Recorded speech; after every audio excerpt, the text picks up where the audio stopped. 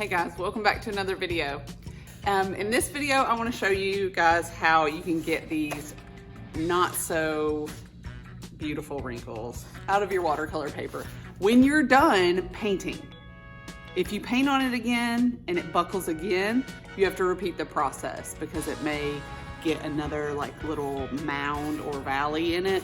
So anyway, keep that in mind, and I hope this helps you get all those wrinkles out. Let's get started. Step one, you need to spray the back with water.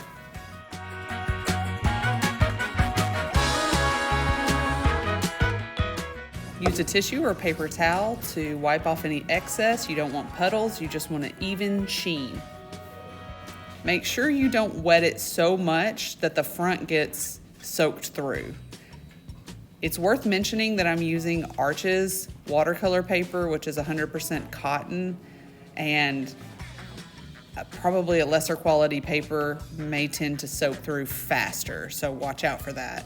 Sandwich your watercolor paper between two other pieces of paper that are very clean and preferably acid-free, but that's not required. Check out how wrinkled it is. Really buckles back up when it soaks in that water. Okay, let's go stack some books on it.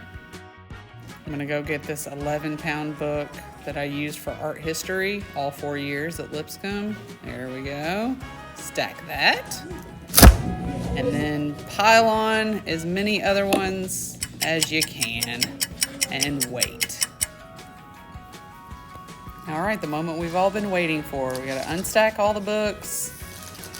I'm sure that other people use fancy watercolor presses. I don't know. This is just what I have available, and it's convenient and pretty simple for me and students to do it. Oh, it looks good.